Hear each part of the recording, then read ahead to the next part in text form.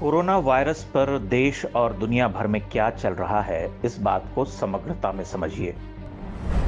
America ने कहा है कि वो भारतीय कंपनियों को वैक्सीन बनाने के लिए कच्चा माल नहीं देगा। ये वही अमेरिका है जिसे भारत ने HCQS से लेकर पैरासिटामॉल तक पिछले साल ही भेजा था। तब डोनाल्ड ट्रंप राष्ट्रपति थे, लेकिन अब वहां पर वामपंथी झुकाव वाली भारत विरोधी सरकार है। जर्मनी की चांसलर एंजेला मार्केल कह रही हैं कि यूरोप ने भारत को विश्व का सबसे बड़ा दवा निर्माता देश बनने दिया, यह बहुत बड़ी गलती थी।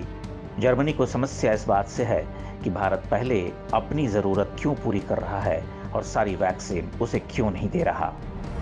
अफ्रीका के सेंटर फॉर डिजीज कंट्रोल का कहना है कि भारत को सबसे पहले सारी वैक्सीन उसे दे देनी चाहिए, क्योंकि अफ्रीकी देशों में अभी तक टीकाकरण का कार्यक्रम शुरू ही नहीं हुआ। गरीब देश होने के नाते वैक्सीन पर पहला अधिकार उनका है। ध्यान देने वाली बात यह है कि अमेरिका, जर्मनी और दक्षिण अफ्रीका ये तीनों ही वो देश हैं जहां पर इन दिनों चीनी समर्थक सरकारें हैं। जो बाइडेन ने आने के बाद से डोनाल्ड ट्रंप के सारे चीन विरोधी फैसलों को पलट दिया। जर्मनी की एंजेला मार्केल की नीतियां हमेशा से चीन के साथ सहयोग वाली रही हैं। अफ्रीका के अधिकांश देश चीन से मिले सस्ते कर्जों में डूबे हुए हैं और वो वही बोलते हैं जो चीन कहता है। इधर भारत स्वतंत्रता के बाद अपनी सबसे कठिन लड़ाई लड़ रहा है। लाखों लोग संक्रमित हो रहे हैं और बड़ी संख्या में लोगों की मृत्यु हो रही है। ऐसे में चीन ने सहायता का प्रस्ताव भेजा है। भारत की हालत पर पाकिस्तान का भी दिल डूबा जा रहा है। वहां सोशल मीडिया पर ट्रेंड चलाया जा रहा है, इंडियन लाइव्स मैटर। पाकिस्तान के इस कथित मानवीय चेहरे के समाचार भी खूब छापे जा रहे हैं। तो क्या चीन और पाकिस्तान जैसे दुष्ट देशों का हृदय परिवर्तन हो गया है?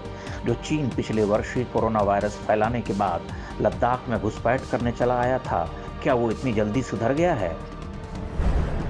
इस अंतर्राष्ट्रीय घेरेबंदी के बीच अपने देश में मीडिया जलती लाशें दिखा रहा है। चीन के टुकड़े पर पलने वाले पत्रकार लखनऊ को लाशनऊ बना रहे हैं। लोगों के मरने और सहायता मांगने वाली नकली खबरें सोशल मीडिया पर फैलाई जा रही हैं।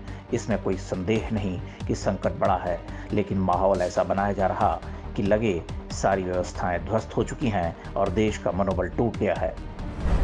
देश का मनोबल टूटेगा तब सरकार पर दबाव बनेगा। भारत को चीन से सहायता लेने को मजबूर होना पड़ेगा।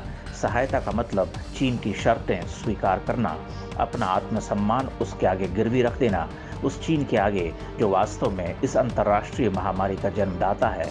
संदेह और सूचनाएं तो इस बात की भी हैं कि भारत में कोरोना की दूसरी लहर के पीछे वास्तव में चीन का ही हाथ है।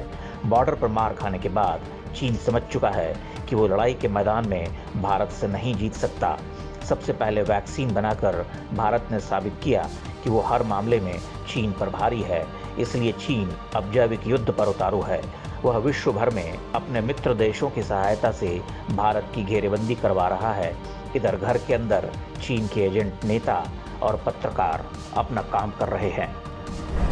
भारतीय एजेंसियां इस पूरे षड्यंत्र को भली भांति समझ भी रही हैं। सरकारें और सेना अपना काम कर रही होंगी, लेकिन हमारी और आपकी भी कुछ जिम्मेदारी है।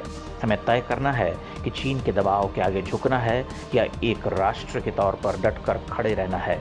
याद रखिए, हमारा निर्णय ही इस युद्ध में भारत की जीत और हार को तय करेगा।